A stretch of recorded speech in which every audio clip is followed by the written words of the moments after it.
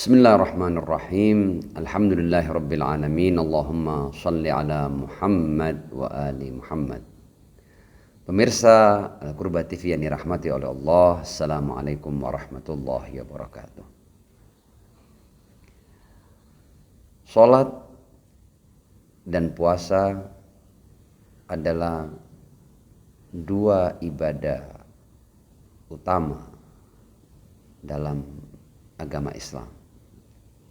Karenanya kita melihat ada banyak pembahasan terkait sholat dan puasa di dalam Islam. Dua ibadah ini adalah dua ibadah yang sangat penting. Sedemikian pentingnya sampai-sampai ada banyak sabda dan riwayat yang sampai dari para maksum dan ar-rasul alaihimussalam terkait dengan urgensi dan pentingnya ibadah seperti sholat umpamanya. Kita akan membaca beberapa riwayat agar kita mampu memahami sejauh apa kepentingan dan urgensi daripada ibadah sholat. Riwayat datang dari Abu Ja'far alaihi salam, Al-Imam Muhammad Al-Baqir alaihi salam, ketika beliau berkata, la tatahawan bi sholatik. Jangan engkau pernah meremehkan sholatmu. La tatahawan bi sholatik. Mengapa? Fa inna Nabi sallallahu alaihi wa alihi wasallam qala inda mautih.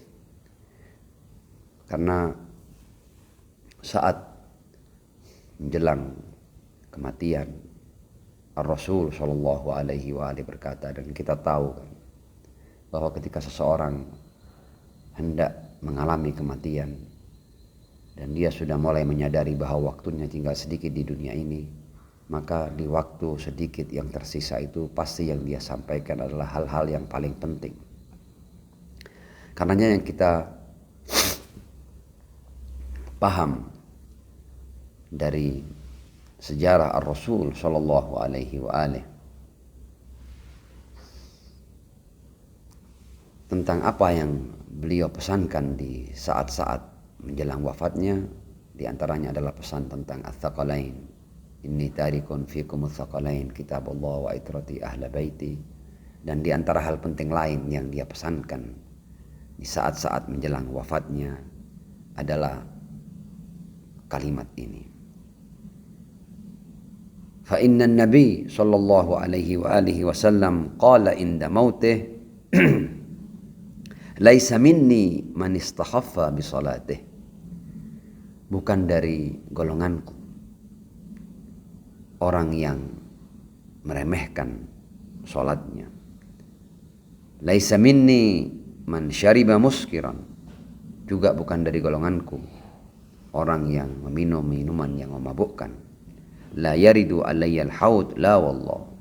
Kedua mereka orang yang meremehkan salat dan orang yang meminum minuman yang memabukkan tidak akan mendapat kesempatan untuk datang padaku di haud, di telaga Kautsar kelak.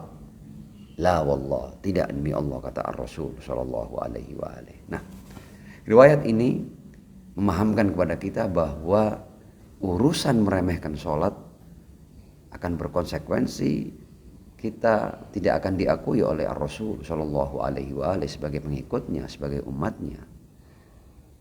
Dan bukan hanya itu, tapi kita kemudian tidak diberi jalan untuk sampai pada haud di hari kebangkitan. Wa na'udzubillahi min dzalik. Riwayat lain, qala Abul Hasan Al-Awwal alaihi salam, lamma hadarat abil wafat, ya, ketika ayahku hendak meninggal. Kita lihat para imam alaihi wassalam itu semua mereka seperti Ar-Rasul sallallahu alaihi wa alihi. Pesan-pesan Ar-Rasul menjelang wafatnya adalah sama dengan pesan-pesan para imam menjelang wafatnya. Mereka selalu mengikuti ar-Rasul dalam segala yang penting dalam kehidupan ini. Ya bunayya, wahai putraku, la yanalu syafa'atana man istahaffa bis shalah. Sungguh tidak akan meraih syafaat kami orang yang meremehkan sholatnya. Mari kita cermati sejenak beberapa riwayat tadi bahwa meremehkan sholat berkonsekuensi pada sebuah musibah besar, yaitu musibah putus hubungan dengan ar-Rasul sallallahu alaihi wa alihi. Kita akan mengalami putus hubungan dengan sebaik-baik manusia, sang pemberi syafaat. Dan kita juga paham bahwa tidak ada yang dapat meraih rahmat Allah dan surga Allah tanpa syafaat dari sebaik-baik hambanya, ar-Rasul Muhammad ibn Abdullah sallallahu alaihi wa alihi wasallam. Dari sini kita harus sangat berhati-hati, jangan sampai kita meremehkan sholat.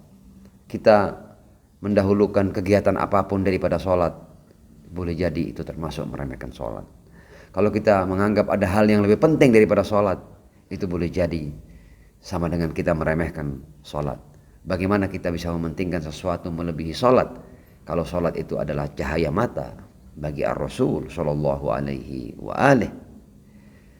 Mengabaikannya, tidak menganggapnya penting, dan mengakhirkan waktu pelaksanaannya adalah dapat dikategorikan sebagai kita meremehkan as-shalah. Tidak menjaga syarat-syarat sahnya sholat dan tidak berhati-hati dalam hukum-hukum terkait dengan sholat. Itu juga termasuk dalam kita meremehkan as-shalah. Intinya, jika kita ingin syafaat dari ar-Rasul sallallahu alaihi wa alihi, maka kita tidak punya jalan lain kecuali kita harus mementingkan ibadah yang satu ini, yaitu ibadah sholat. Dan pada tahapan berikutnya adalah ibadah as-saum atau ibadah puasa. Karena jika tidak, maka kita akan menghadapi diabaikan dan tidak menerima syafaat dari ar-Rasul sallallahu alaihi wa alihi.